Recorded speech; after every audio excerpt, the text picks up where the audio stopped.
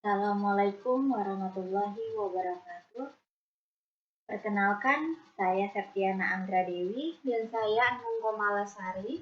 Kami dari kelompok 18 dengan mata kuliah Analisis dan Standar Akuntansi Keuangan akan menjelaskan PSAK 8, yaitu peristiwa setelah periode pelaporan.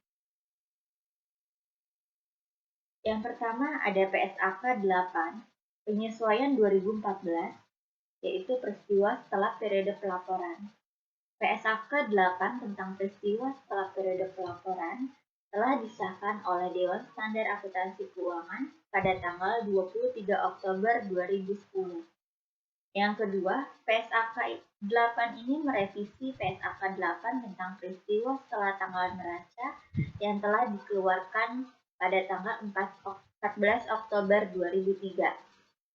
Pernyataan ini tidak wajib diterapkan untuk unsur yang tidak material.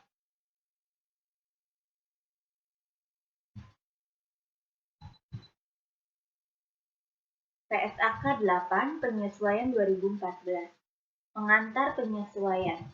Dewan Standar Akuntansi Keuangan telah mengesahkan penyesuaian atas PSAK 8 tentang peristiwa setelah periode pelaporan pada tanggal 27 Agustus 2014.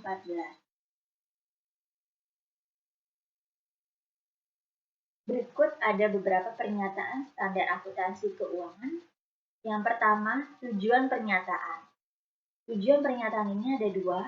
Yang pertama, kapan entitas menyesuaikan laporan keuangannya untuk peristiwa setelah periode pelaporan, dan yang kedua, pengungkapan yang dibuat entitas tentang tanggal laporan keuangan diotorisasi untuk terbit dan peristiwa setelah periode pelaporan. Yang kedua, ini ada jenis peristiwa, yaitu yang pertama, peristiwa yang memberikan bukti atas adanya kondisi pada akhir periode pelaporan atau peristiwa penyesuai setelah periode pelaporan. Dan yang kedua, peristiwa yang mengindikasikan timbulnya kondisi setelah periode pelaporan atau peristiwa non-penyesuai setelah periode pelaporan. Yang ketiga, hal yang diungkapkan. Ini ada dua. Yang pertama, sifat peristiwa, dan yang kedua, estimasi atas dampak keuangan atau penyertaan bahwa estimasi tersebut tidak dapat dibuat. Yang keempat, ada waktu berlaku. Jadi, entitas menerapkan pernyataan ini untuk periode tahun buku yang dimulai pada atau setelah tanggal 1 Januari 2011. Entitas menerapkan penyesuaian paragraf 11 secara prospektif untuk periode tahun buku yang dimulai pada atau setelah tanggal 1 Januari 2015. Selanjutnya, PSAK 8 paragraf 4. Proses yang terjadi dalam mengotorisasi penerbitan laporan keuangan akan berbeda-beda bergantung pada struktur manajemen, prosedur, dan persyaratan tertentu yang harus dipatuhi dalam penyiapan dan finalisasi laporan keuangan. PSAK 8 paragraf 5. Dalam beberapa kasus, entitas diminta untuk menyerahkan laporan keuangan kepada pemegang saham untuk disetujui setelah laporan keuangan diterbitkan. Dalam kasus tersebut, tanggal laporan keuangan diotorisasi untuk terbit adalah tanggal penerbitan laporan keuangan, bukan tanggal persetujuan laporan keuangan oleh pemegang saham. Contoh terkait PSAK 8 paragraf 5. Manajemen menyelesaikan draft laporan keuangan untuk tahun yang berakhir 31 Desember 2001 dan pada 28 Februari 2002, pada 18 Maret 2002, Dewan Direksi mengkaji ulang dan mengotorisasinya untuk terbit. Entitas mengumumkan laba dan informasi keuangan lain pada tanggal 19 Maret 2002. Laporan keuangan telah tersedia untuk pemegang saham dan pihak lain pada 1 April 2002. Para pemegang saham menyetujui laporan keuangan dalam rapat tahunan pada tanggal 15 Mei 2002. dan laporan keuangan yang telah disetujui tersebut kemudian disampaikan kepada regulator pada tanggal 17 Mei 2002. Yang perlu digarisbawahi adalah tanggal laporan keuangan diotorisasi untuk terbit adalah tanggal 18 Maret 2002, yaitu tanggal otorisasi penerbitan oleh Dewan Direksi. TSAK 8 paragraf 6. Dalam beberapa kasus, manajemen disyaratkan untuk menerbitkan laporan keuangan kepada Dewan Pengawas terdiri hanya dari pengawas non-eksekutif untuk disetujui. Dalam kasus tersebut, laporan keuangan diotorisasi untuk terbit ketika manajemen mengotorisasinya untuk diterbitkan ke Dewan Pengawas. TSAK 8 paragraf 7. Peristiwa setelah periode pelaporan meliputi semua peristiwa sampai dengan tanggal laporan keuangan diotorisasi untuk terbit. Bahkan jika peristiwa itu terjadi setelah pengumuman kepada publik tentang laba atau informasi keuangan tertentu lain. Contoh terkait TSAK 8 paragraf 6. Pada tanggal 18 Maret 2002, manajemen mengotorisasi laporan keuangan untuk penerbitan ke Dewan Pengawas. Dewan Pengawas hanya terdiri dari pengawas non-eksekutif dan mungkin termasuk perwakilan karyawan dari pihak luar lain. Dewan Pengawas menyetujui laporan keuangan pada 26 Maret 2002. Laporan keuangan telah tersedia untuk pemegang saham dan pihak lain pada 1 April 2002. Para pemegang saham menyetujui laporan keuangan dalam rapat tahunan pada tanggal 15 Mei 2002. Kemudian, laporan keuangan disampaikan kepada regulator pada 17 Mei 2002. Tanggal laporan keuangan diotorisasi untuk terbit adalah tanggal 18 Maret 2002, yaitu tanggal otorisasi manajemen untuk penerbitan ke Dewan Pengawas. TSAK 8. Peristiwa setelah periode pelaporan adalah peristiwa baik yang menguntungkan atau tidak menguntungkan yang terjadi di antara akhir periode pelaporan dan tanggal laporan keuangan diotorisasi untuk terbit. Dua jenis peristiwa dapat diidentifikasikan. Yang pertama, peristiwa yang memberikan bukti atas adanya kondisi pada akhir periode pelaporan, peristiwa setelah periode pelaporan yang memerlukan penyesuaian, dan peristiwa yang mengidentifikasikan timbulnya kondisi setelah periode pelaporan, peristiwa setelah periode pelaporan yang tidak memerlukan penyesuaian.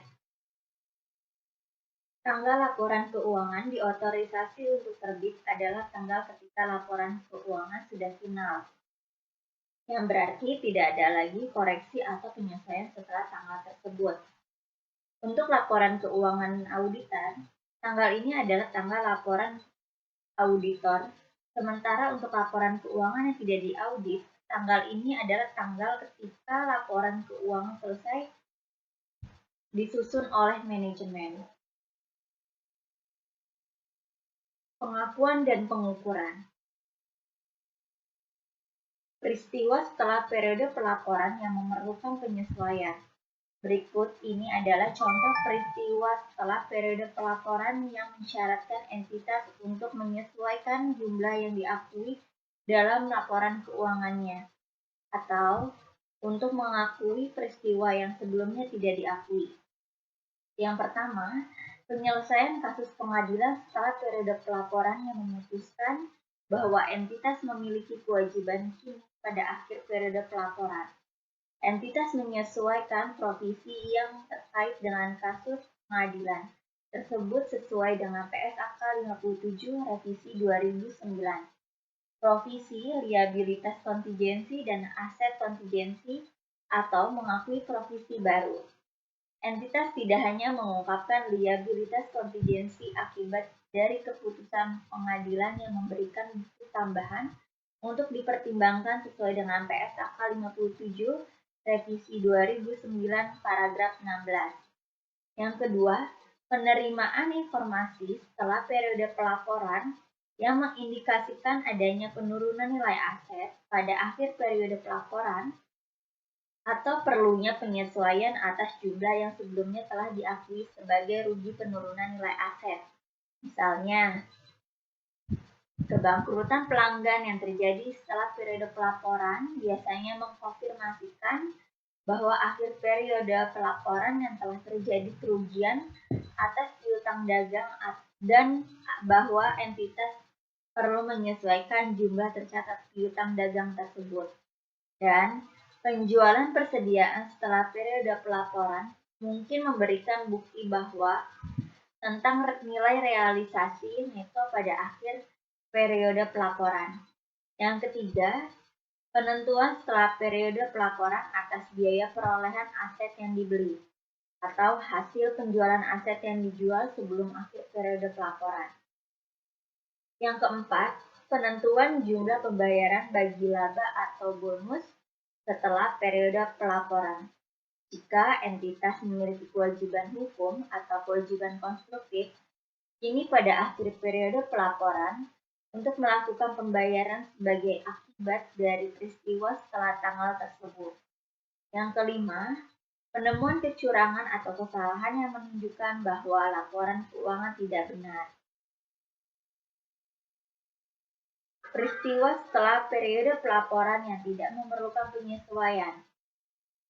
Contohnya adalah penurunan nilai pasar investasi di antara akhir periode pelaporan dan tanggal laporan keuangan diotorisasi untuk terbit. Penurunan nilai pasar tersebut normalnya tidak terkait dengan kondisi investasi tersebut pada akhir periode pelaporan, namun mencerminkan keadaan yang timbul setelahnya. Oleh karena itu, entitas tidak menyesuaikan jumlah pengakuan investasi tersebut dalam laporan keuangannya. Entitas juga tidak perlu memutakhirkan pengungkapan jumlah investasi tersebut pada akhir periode pelaporan, meskipun entitas mungkin membutuhkan pengungkapan tambahan sesuai dengan paragraf 21. Dividen dan kelangsungan usaha. Dividen. Yang pertama, jika setelah periode pelaporan entitas mendeklarasikan dividen untuk pemegang instrumen ekuitas atau sebagaimana didefinisikan dalam PSAK 50 Revisi 2006, instrumen keuangan, penyajian dan pengungkapan, maka entitas tidak mengakui dividen itu sebagai liabilitas pada akhir periode pelaporan. Yang kedua, jika dividen dideklarasikan setelah periode pelaporan, tetapi sebelum laporan keuangan diotorisasi untuk terbit, maka dividen tersebut tidak diakui sebagai liabilitas pada akhir periode pelaporan, karena tidak ada kewajiban pada saat itu. Dividen tersebut diungkapkan pada catatan laporan keuangan sesuai dengan PSAK 1 Revisi 2009, yaitu penyajian laporan keuangan. Kelangsungan usaha. Yang pertama, entitas tidak menyusun laporan keuangan dengan dasar kelangsungan usaha jika setelah periode pelaporan diperoleh bukti kuat bahwa entitas akan dilikuidasi atau dihentikan usahanya, atau jika manajemen tidak memiliki alternatif lain yang realistis kecuali melakukan hal tersebut. Yang kedua, memburuknya hasil operasi dan posisi keuangan setelah periode pelaporan dapat mengindikasikan perlunya untuk mempertimbangkan apakah asumsi kelangsungan usaha masih tepat.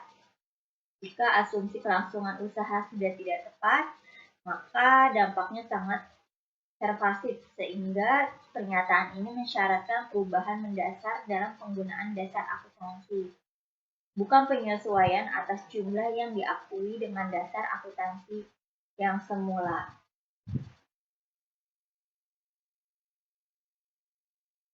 PSAK 1 Revisi 2009, yaitu penyajian laporan keuangan mensyaratkan pengungkapan jika pertama, laporan keuangan tidak disusun atas dasar kelangsungan usaha atau Yang kedua, manajemen mengetahui adanya ketidakpastian material sehubungan dengan peristiwa atau kondisi yang menimbulkan keraguan signifikan mengenai kemampuan entitas untuk mempertahankan kelangsungan usahanya. Peristiwa atau kondisi yang diungkapkan tersebut mungkin timbul setelah periode pelaporan. Selanjutnya, itu pengungkapan. Tanggal otorisasi untuk terbit. Tanggal otorisasi untuk terbit ada dua. Yang pertama, entitas mengungkapkan tanggal laporan keuangan diotorisasi untuk terbit dan pihak yang bertanggung jawab mengotorisasi laporan keuangan. Yang kedua, hal yang penting bagi pengguna untuk mengetahui kapan laporan keuangan diotorisasi untuk terbit, karena laporan keuangan tidak mencerminkan peristiwa setelah tanggal pengesahan tersebut. Pemutakhiran pengungkapan kondisi pada akhir periode pelaporan. Jika entitas menerima informasi setelah periode pelaporan tentang kondisi yang ada pada akhir periode pelaporan, maka entitas memutakhirkan pengungkapan kondisi tersebut sesuai dengan informasi terkini. Dalam beberapa kasus, entitas perlu memutakhirkan pengungkapan dalam laporan keuangannya untuk mencerminkan informasi yang diterima setelah periode pelaporan. Walaupun informasi tersebut tidak mempengaruhi jumlah pengakuan dalam laporan keuangan, salah satu contoh perlunya pemutakhiran pengungkapan adalah ketika bukti tentang liabilitas kontingensi yang ada pada akhir periode pelaporan menjadi tersedia setelah akhir periode pelaporan. Di samping mempertimbangkan apakah entitas mengakui atau mengubah provisi sesuai dengan PSAK 57 Revisi 2009 tentang provisi liabilitas kontingensi dan aset kontingensi. Entitas juga memutakhirkan pengungkapannya tentang liabilitas kontingensi sesuai dengan bukti tersebut. Peristiwa setelah periode pelaporan yang tidak memerlukan penyesuaian. Jika peristiwa setelah periode pelaporan yang tidak memerlukan penyesuaian adalah material, maka tidak diungkapkannya hal tersebut akan mempengaruhi pengambilan keputusan pengguna laporan keuangan. Oleh karena itu, entitas mengungkapkan informasi berikut untuk setiap kelompok peristiwa tersebut. Yang pertama, sifat peristiwa, dan yang kedua ada estimasi atas dampak keuangan atau pernyataan bahwa estimasi tersebut tidak dapat dibuat. Berikut ini adalah contoh peristiwa setelah periode pelaporan yang tidak memerlukan penyesuaian yang umumnya dibuat pengungkapan. Yang pertama, kombinasi bisnis signifikan setelah periode pelaporan PSAK 22 Revisi 2010. Kombinasi bisnis mensyaratkan pengungkapan tertentu atas kasus tersebut atau pelepasan entitas anak yang signifikan. Yang kedua, pengumuman untuk menghentikan suatu operasi. Yang ketiga, pembelian aset yang signifikan. Mengklasifikasikan aset sebagai aset dimiliki untuk dijual sesuai dengan PSAK 58 Revisi 2009. Aset tidak lancar yang dimiliki untuk dijual dan operasi yang dihentikan. Pelepasan aset lain atau pengambil alihan aset yang signifikan oleh pemerintah. Yang keempat, ada kerusakan pabrik produksi yang signifikan akibat kebakaran setelah periode pelaporan. Yang kelima, pengumuman atau dimulainya pelaksanaan restrukturisasi yang signifikan dilihat pada PSAK 57 Revisi 2009 tentang provisi liabilitas kontingensi dan aset kontingensi. Dan yang keenam, transaksi saham biasa dan transaksi saham biasa potensial yang signifikan setelah periode pelaporan yang terdapat pada PSAK 56 laba per saham mensyaratkan entitas untuk mengungkapkan penjelasan transaksi tersebut. Selain transaksi yang melibatkan kapitalisasi saham atau penerbitan saham bonus, pemecahan saham atau sebaliknya yang disyaratkan untuk disesuaikan dengan PSAK 56. Perubahan besar tidak normal setelah periode pelaporan atas harga aset atau nilai tukar valuta asing. Yang ketujuh, perubahan tarif pajak atau peraturan perpajakan yang diberlakukan atau diumumkan setelah periode pelaporan dan memiliki pengaruh signifikan pada aset dan liabilitas pajak ini dan tangguhan. Dilihat dari PSAK 46 tentang akuntansi pajak penghasilan. Yang selanjutnya, pemberian komitmen atau memiliki liabilitas kontingensi yang signifikan, misalnya menerbitkan jaminan yang signifikan. Dan yang terakhir, dimulainya proses tuntutan hukum yang signifikan yang semata-mata timbul karena peristiwa yang terjadi setelah periode pelaporan. Terima kasih. Baik, cukup sekian materi yang dapat kami sampaikan. Kurang lebihnya mohon maaf. Assalamualaikum warahmatullahi wabarakatuh.